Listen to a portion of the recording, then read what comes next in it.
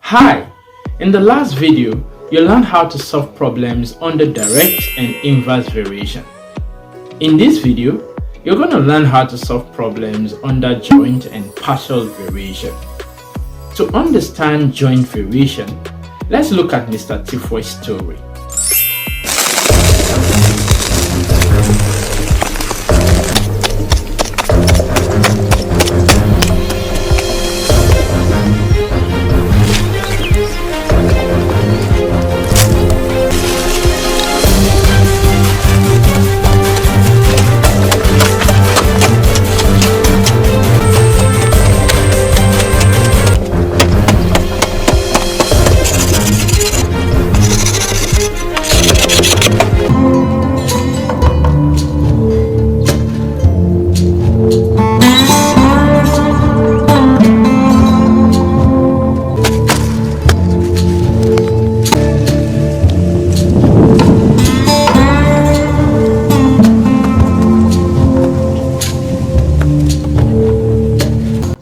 Okay, at day 50, Mr. Tifoe completed the water pool, but there was a problem. He needed to know how many gallons of water he would need to tell the water company to supply to fill the swimming pool. Can we help Mr. Tifoe calculate the number of gallons he would need using joint variation? To find the number of gallons, note that the number of gallons G in a swimming pool varies jointly with the square of the radius, r square, and the depth d. Represent these with this expression. G varies jointly with r square times d.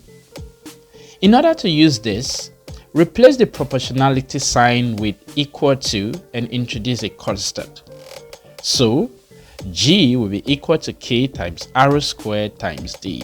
Call this equation A. Now, if K is equal to 5 all over 2, and R is equal to 4, and D is equal to 6, substituting these values into equation A, you will have G is equal to 5 all over 2 times 4 squared times 6. 2 can divide 6 to give 3, hence, G will be equal to 5 times 4 squared times 3.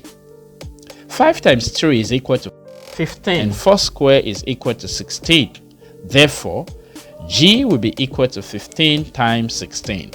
15 times 16 is equal to 240. Hence, G is equal to 240. Yes, we helped Mr. Tifoe. 5 days later, the water company supplied the water and the pool was all ready. Alright, here is another example on joint variation. If X varies directly with Y and inversely with Z, and X is equal to 27 when Y is equal to 9 and Z is equal to 2, A, find the relation between X, Y, and Z. B, find X when Y is equal to 14 and Z is equal to 6. Here is the solution. From the first statement, X varies directly with Y and inversely with Z. In order to use this, replace the proportionality sign with an equal sign and introduce a constant, K. Hence, X will be equal to Ky all over Z. Call this equation A. From the second statement, X is equal to 27, Y is equal to 9, and Z is equal to 2.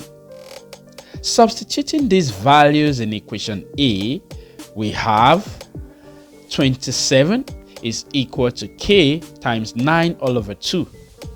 To find the value of K, cross multiply. Hence, you have 27 times 2 equal to k times 9.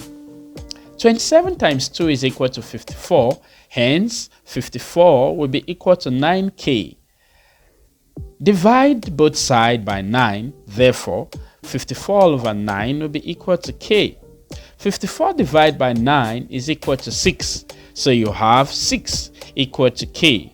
Therefore, k is equal to 6. Next, replace the value of k with 6 in equation A. Then you will have x is equal to 6y all over z. Call this equation B. Now, equation B shows the relation between x, y, and z as required in the part A of the question. For the part B, y is equal to 14 and z is equal to 6. Substituting these values in equation B, you will have x is equal to 6 times 14 all over 6. 6 can go into 6 to give 1. Therefore, x will be equal to 14. Alright, I hope you understood joint variation. Now, let's take some examples on partial variation.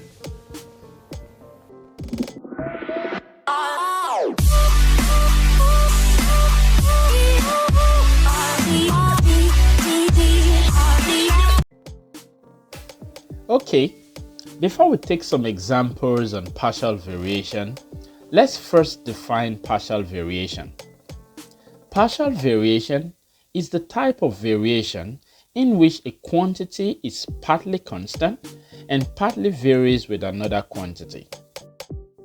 Here is the first example. If a quantity y is partly constant and partly varies directly as x, write the law of the variation.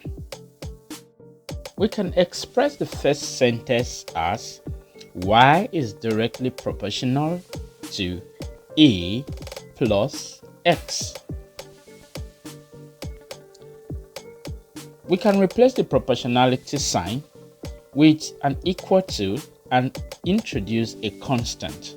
So you'll have y is equal to a plus kx, where a and k are constants. Now, y equal to a plus ks is the equation that shows the law of this variation.